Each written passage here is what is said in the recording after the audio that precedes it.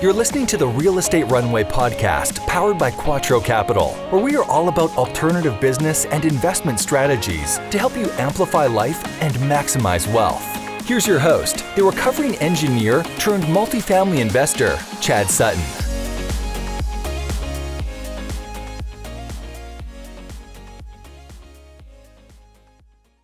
All right, everyone. We're going to have a past guest back on the show today, Mr. Logan Freeman, FTW Investments, ex-NFL player, brilliant dude. They're doing a lot of work in the multifamily space, in some other commercial assets as well, flex industrial. We'll talk about, really just going to give a little talk about where we are today, what we're seeing in the market. And remember, if you get any value out of this show, please scroll down, leave us that 5-star review and a thoughtful comment. Those ratings mean the world to us. You are the world to us. You are the listeners. You are the heart and soul of this show. Those comments and ratings are worth their weight in gold, and the only way we can increase the reach of this show. Also, remember, you can follow our parent company, QUATTRO Capital, on Instagram, Facebook, LinkedIn, anywhere that you see Team QUATTRO Capital, one word, no special characters, or by simply visiting thequattroway.com.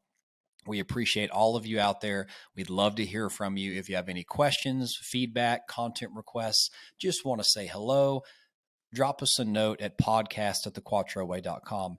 And if you want to be on the show, visit us at thequattroway.com/podcast. And now on to your scheduled production. All right, everyone. Welcome to another episode of the Real Estate Runway podcast. I have a repeat guest today, Mr. Logan Freeman of FTW Investments. Logan is a fellow operator. He's the founder of that company. And so just wanted to bring him back on. If you remember, go back to episode 52 and you'll hear his awesome background about how he transitioned from an ex-NFL player into business and real estate, and has just done a tremendous amount of good things in the world. But without further ado, I want to welcome Logan back to the show, and we're just going to talk a little bit about what's going on in our lives today, and how doing deals looks different than it did before. But Logan, welcome back to the show. Good to see you, man. Yeah, great to see you. Great to be here again, Chad. Thanks for having me back. I think that a lot of people this year have had a little bit of an identity crisis. And I say that in the nicest terms ever, right? But, when everything's going great for any type of industry, let's just, extrapolate from, real estate here. But, you see a lot of new entrants into that marketplace. And, as we own a brokerage as well, I get to see a lot of different types of activity, not just on the syndication side, but also what's actually transacting out there from other buyer groups. How are just your regular investors feeling about transacting? And I will tell you, it's widely different from long-term investors, and maybe your syndication business, not yours, Chad, but maybe some people's syndication business is focused on long-term appreciation and holding properties long-term. But typical model is 3 to 5 years, right? Well, I think a lot of people now have got into deals where, they may have to hold them much longer, right? And you might have to change a strategy. And I think that what's happened, in my opinion, on the syndication side is people are like, well, I can't push rents 12% year over year anymore. And so my hold period might have to be longer. I might have to take lower leverage, and I have to raise more equity, and that means lower returns for investors. And here's kind of in lower, meaning lower than it has been the last 2 years, which could have been the greatest time to be a real estate investor if you got into the right projects, at least from a short-term hold standpoint. And so I think there's an identity crisis of kind of what's going on. People are kind of scrambling a little bit. And what happens in those times in my opinion, and what happens in those periods of time is when you have the dislocation in the marketplace where we do right now, meaning sellers still wanting yesterday's prices, buyers wanting tomorrow's prices, is you have this effect of everybody just kind of stalling out, right? And I liken this back to April of 2020. The Big 12 tournament gets shut down in downtown Kansas City. No basketball. It's like, okay, this thing's real. And then all of a sudden, capital markets are going crazy. People are like, oh my gosh, I can't leave my house, and the National Guard is outside of people's doors and things like. It's just craziness going on. It's not that level, but there's similar factors at play here now where sellers are still looking for certain prices. Buyers have rising interest rates. We still have rising inflation. And for a new investor, it can feel very complex and confusing on what do I do now, right? And so what I've been doing a lot of this year is kind of educating not only myself, but our investors on, okay, these are natural cycles a lot of the times, right? So let's understand where we're at in a business cycle. These are natural cycles. These things happen. You can make money in any type of cycle, but you have to understand the different dynamics that are at play. And I think that a lot of people just haven't been through it, right? I mean, I haven't been through it necessarily. Now, thankfully, I've read 25, 35 economics books and focus on business cycles very similar to Jeremy Roll's approach, and try to understand, where somebody is coming from that's been in this business for 22 years and seen a lot of different cycles.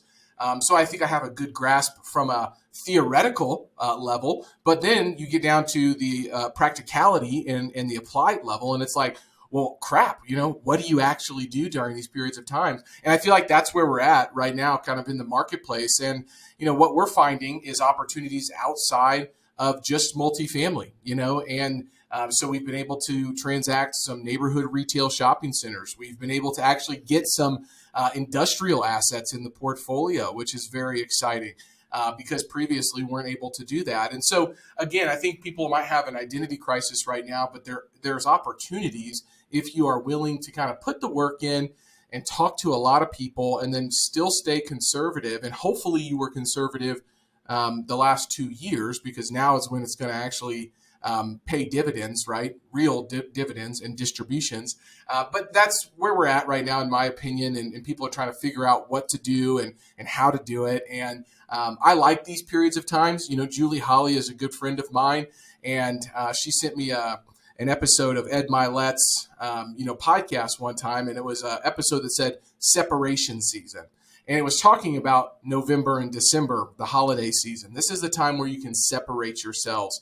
And I think just by the market dynamics that we're going through, this is the separation season. The next 6 to 12 months is the separation season to really show who's got the operational chops, who can weather the storm, who has liquidity, and who's going to be able to pivot and see the opportunities. So I know I just went on a rant there, Chad, but I just wanted to kind of get some thoughts out in my own head. Man, that's exactly what I wanted you to do. And by the way, Julie Holly, great person, great friend of mine as well. Just most bubbly personality I think I know, other than Aaron Hudson, who's on my team. So, fantastic girl. And I love that quote by Ed Milet, talking about separation season.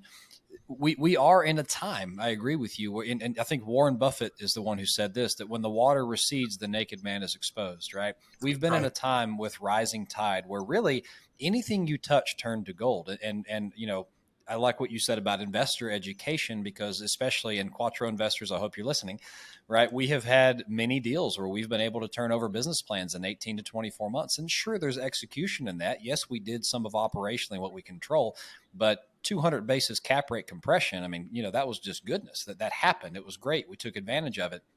We're in a time, as you mentioned, where you got to stick to your fundamentals, stick to what you can control. You can't control debt. I mean, to a point, there's types of debt you can get. You can't control debt. You can't control cap rate and what the buy, sell, ask is. So stick to the fundamentals, underwrite for things that will cash flow, because, a lot of us are going to be surprised. You're going to probably have to hold some things for 5 years and deal with, in some cases, maybe 4%, annualized rent growth. Getting back to normal a little bit. We all love the 12% rent growth we've had. So the interesting thing that I love here, I love to hear your thoughts on, is before we get to the other assets, in the multifamily side, which I know is a core business for both of us, right?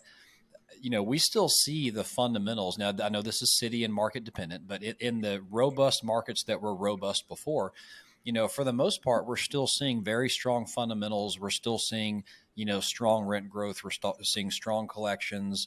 Although material prices are up, we're still able to make an ROI case for spending money on units. So in my mind, the asset class is healthy, at least today. I know if we go into recession/depression, we might see collection challenges. But for the most part, we're seeing it pretty healthy. However, the way I look at the picture is when you mention the buy-sell discrepancy, right?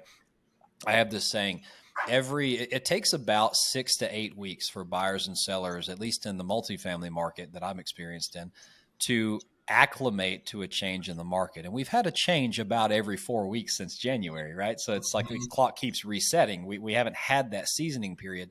So to your point, yes, we see a lot of yesterday's pricing with today's debt market and the bid-ask situation between buyers and sellers. So the interesting thing to think about is, although multifamily fundamentals are strong, you're still seeing every brokerage on the face of the earth pushing the value add plans, which are still there. They're not wrong, right? The value add plans are still there. But I think the key difference is now your aggregated cost of capital. Like we don't care about cap rate, we care about return. And when you're looking at, your total cost of your investors and now your inflated total cost of debt, something has to give. You either put less in the property, you pay less for the property for the same plan so that you can pay investors what they are going to demand. Or if debt goes up, investor returns must come down. It's a simple equation, So anyway, I've said a lot there, but before we get to other assets, what's your thoughts on, just how healthy the market is for multifamily and, going into that, I think, what are your thoughts on, I guess, the capital stack and what's changing there? Sure. Yeah. I mean, multifamily has historically held up well during economic downturns. And when you look at the four main food groups, you've got multifamily, office, retail, and industrial. Multifamily rent growth has been the strongest during a recession, and strongest being, back in the great financial crisis, GFC, it was negative 4.8%. But take office, it was negative 14.6%. And so while you might have some negative rent growth or just, stagnant rent growth, it still has held up really well. And that's primarily due to the asset class's short average lease terms, right? It's usually about a year. And so you can basically reprice those leases as different things change in the marketplace. And so with longer term leases on different asset classes, you may not capture a really great uptime because you're only doing 3 to 4%, unless you have something tied to CPI or something like that. I think also, the relatively low annual capital requirements, as well as the availability of debt financing from federally backed agencies like Freddie Mac and Fannie Mae. That has also created a big tailwind for multifamily because the government obviously sees opportunities to say, hey, we need more housing. And so they're going to make debt relatively cheaper for their initiatives, right? And so, we might not see or expect growth in the multifamily rents to continue to increase at the rapid pace recorded in the last 12 months. But I do think that rate's going to remain fairly high over the short to medium term as a supply, as you mentioned, of housing in much of the United States is insufficient to meet the demand. And then you throw in single family homes, where people are getting priced out of that market because of the debt, where the debt is and interest rates are, then you have even more demand. Now, what I'm curious to watch and see what happens is certain metros have seemed to grow extremely or exponentially faster than others, right? And that's why we invest typically in the Midwest, because it's usually not these huge peaks and valleys. It's pretty steady kind of across the board just due to, people moving in and jobs. So you got the demand drivers that everybody looks at, population and job growth. But I wonder what will happen, to the Phoenixes, to the Austin, Texases, maybe some in Florida, maybe Dallas, Fort Worth, or the Carolinas. You kind of wonder what will happen with that. And maybe if some of these other gateway markets, get some stuff figured out with the government, municipalities and things like that. Won't get political here, but if they stop driving people out of their places to live and try to attract them back, what does that do to the secondary markets or the more tertiary markets? So just some things to be thinking about. And obviously, all of the new product that's being developed is typically your Class A, multifamily. Now, there is there is a myth out there that, Class A doesn't do well in hard times and things like that. But if those people can't buy a single family home, do you think they're going to go live in a Class C apartment? I don't think so. I don't bite on the myth of all this Class A, people can't afford it and all these things. Those developers will lower their rent rates to get their properties full. They absolutely will. But you do have some headwinds in regards to new construction, right? You have construction prices rising. You have, labor costs also rising with inflation. So there are things that are headwinds in that sector as well. So if you're sitting on a good multifamily property, I think you should be very happy right now. And if you've got a great asset, I mean, hold on to that thing. I mean, let's just think long term. I mean, the three kind of tenets of a really seasoned and professional investor is thinking long term, seek intrinsic value, and diversification. And so we're not talking about 3-5 years. Maybe we're talking about 10 years, 15 years. You got to put your money somewhere anyways. And so you just don't want to get into a scenario where you're forced to sell anything. That's when investors typically lose money. I posted something on LinkedIn that just went viral earlier this week. And viral for me is like, 25,000 views and all these different things, which I think is pretty viral in my opinion. That's pretty good. But, it was about this office deal out in St. Louis. It was AT&T's old world headquarters, or at least their St. Louis office, not world headquarters, but St. Louis office, 1.5 million square feet. And in 2016, it sold for $205 million. Samara Road just bought it last week for $4.5 million. Wow. 1.5 million square feet for $4.5 million. So I just kind of wonder, what will happen with some of these different asset classes. But multifamily, if you did a good job on your purchase price, you've got a good property that's in a good location, you don't have to have top of the market rents, I think you're going to be positioned really well in the next 6, 12, 24 months. So I'm very happy about our multifamily and what we own right now.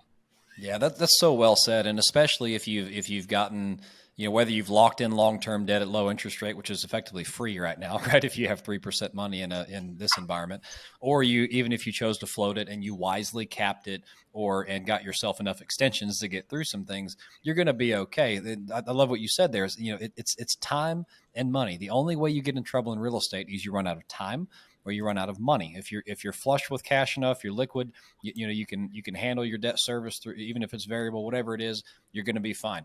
If you have time and you're not going to be forced to, refinance at high leverage in a high cap rate environment, you're going to be fine. Time does cure all in real estate. So I love what you said there is it's a strong asset class. The fundamentals are still there. Sure, we might go back to normal rent growth, but it's still rent growth, right? I mean, it's a good situation, good asset. And I also agree with your point on Class A buildings. Sure, there are some situations where you will see people have to move down because they can't afford that rent anymore. But you better believe if that becomes significant enough, guess who's going to lower their rent and then press on the people below them. So, it's not a bad situation to have a Class A building. Sometimes in good times, you're paying more for those than you want, which may put pressure on the time and money scenario that we talked about, depending how you bought it. But if you bought the asset well enough, it's going to be a good thing to have. So yeah, there's a reason all of the REITs and Blackstone and KKR and all of these groups own Class A. I know we all like to be value add investors, but it's just because we can't go compete with Blackstone and that's right. KKR. I mean, we just can't. Their cost of capital is way lower. They're playing the game at a different level. My favorite quote is from Sam Zell. And he said that opportunity is very often embedded in the imbalance between supply and demand. And it could be rising demand against flat or diminishing supply, or flat demand against shrinking supply. But at some point, those two lines are going to intersect. And when they do, people will make money. And I think we are sitting in a really interesting time in the commercial real estate world to find those opportunities of the supply and demand intersecting, whether that be on the multifamily side or a different asset class. There's a lot of things that are pushing people to have to rent, and they're not renters by choice anymore. They're renters by necessity for many different reasons. And so, I think the old mantra of everybody needs a roof over their head is a very strong one, whether that roof be something you own or you rent. But there are very, very strong tailwinds in regards to the multifamily asset class that I'm extremely, extremely still bullish on. Yeah. And Logan, so, to that point, we've decided and we've kind of given our take that we believe the market is healthy. The challenge for buyers right now, if you're looking to acquire the asset, is figuring out the bid-ask situation with rising debt. Good luck, Godspeed. You'll figure it out. It will regulate. To his point, the supply and demand curve will intersect once again. But in the near term, I know your group has been moving to look for opportunities in other asset classes of commercial real estate. Maybe while the bid ask is kind of out of balance over here, let's go put attention over here. So let's talk about that a little bit. What is your firm looking for opportunity in? What kind of yield are you finding, and what kind of asset classes are you seeing as, potentially good buys right now? Yeah, as we evaluate the real estate market as a whole, especially other property types and sectors, I'm noticing other supply and demand imbalances that could be riper for the picker than multifamily is today. And those areas that we're especially interested in are neighborhood retail shopping centers, potentially some suburban neighborhood office. And I know that might pique some people like, what? You're going to go look at office buildings? Well, guess what? I'm sitting in an office building right now, and my wife's in an office building. And so Kansas City is just a little bit different than some other markets. So, yes, I do think there's an opportunity there. Flex industrial properties is one of my favorites right now as well. And so why each of those is compelling to me is, well, I've got some anecdotal data and evidence to support that on the physical supply and demand side, we have stronger physical demand than is largely believed to exist, standing against flat or, flattening supply. And on the capital market side, these properties are trading at spreads above their historical cap rates. And so what that means is that these properties are performing better than the market believes, yet the capital markets, due to some foundational misunderstanding about these properties, are not highly demanding those properties, bringing asset prices down to historical lows. And so if you believe that capital demand will come back for these assets once they have a longer time to maybe prove themselves and their resilience and their necessity in the physical marketplace, then as we do, then now is the time to acquire those properties at a discounted price and position ourselves to sell back into a higher capital demand, thus a higher priced market. And that's really our thesis, on a lot of different things. And so where do we see that? Well, flex industrial is one that's one of my favorites because of the onshoring of properties that or companies that are coming back to the United States. I mean, 1,800 companies, I think, onshored or nearshored back into the United States. And that's the highest amount for a long time. And so I think that people want to control their supply chains. They want to be able to control if they're open or not. And they want to be able to manufacture their products so they can continue to sell and fill orders.